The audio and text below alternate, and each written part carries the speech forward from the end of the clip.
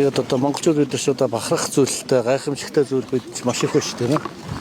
Монголчууд бидний одоо оройн дээд шүтэн бол Чингис хаан. Эзэн Чингис хаан маань бол бидний оройн дээд шүтэн.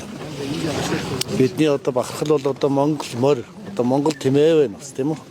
Бидний гайхамшиг бол одоо морин хуур гэдэг. Одоо дэлхийд алдартай улс орныхаа түүх өв соёлыг одоо дэлхийн ертөнцид сурчлахад одоо монгол хүний ондоочлыг харуулж байгаа олон сайхан өв соёл одоо бидэнд байгаа. Энийг одоо бид нар дэлхийн нийтэд одоо улам таниулж үр хүүхдээ хойч үедээ өвлүүлэн үлдээх явдал одоо их чухал байна тийм ээ.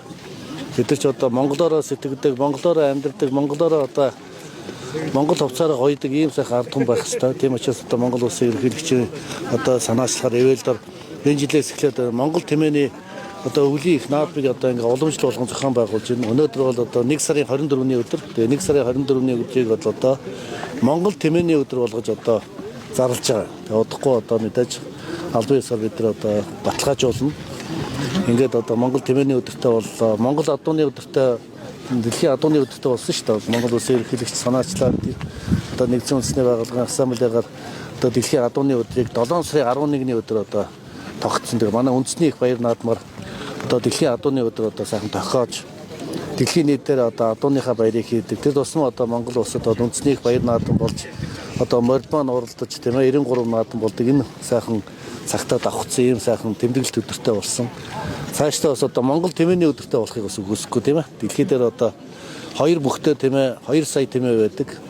Төвний одоо 500 мянган юу 4-ний 1 нь Монгол улсад байгаа. Тэгэхээр бид нар ч бол одоо их бахархах зүйлтэй юм сайхан ард түмэн. Тэгээ Монгол тэмээ бол бас бидний бас нэгэн бахархал, бас бидний бас нэгэн ондоочлог гэж харж байгаа. Иргэшил одоо манай дээр цөлжилттэй тэмцэх олон улсын том хурд зохион байгуулалтаа. Тэгэхээр та яг энэ говийн аймагуд ажиллаж байгаа. За тэмээ бол бас яг тэр цөлжилтийн эсрэг бас нэг тавхшуу модын тоонд ороо явдаг. Тэгэхээр ер нь та энэ дэлхийн олон улсын баг хурлаас юу хүлээж байгаа вэ? Ялангуяа говийн бүсд ажиллаж байгаа. Тэгээд одоо нэгдсэн үндэсний байгууллагын одоо цөлжилттэй тэмцэх 17 дугаар хурал буюу КОП манай улсад одоо энэ жил болно 8 сард.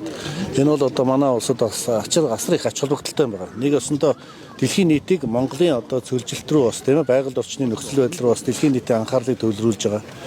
Тэр нь бол Монгол улсад ч бас сүүлийн жилүүд одоо бас шар шороон шуурга гэдэг одоо байгалийн онц аюултай гамшиг үзэгдлүүд одоо их гардаг болсон. Энэ бол зөвхөн одоо Монголын асуудал биш тийм ээ.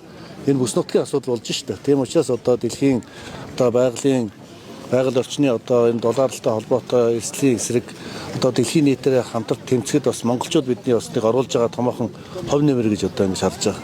Тэгээ яг тэмээч гэсэн одоо манай говийн экосистемийн бас бүрэлдэхүүн хэсэг шүү дээ. Одоо тэмээгээ бид нар улам хайрлах ёстой, өсгөн хөгжүүлэх ёстой.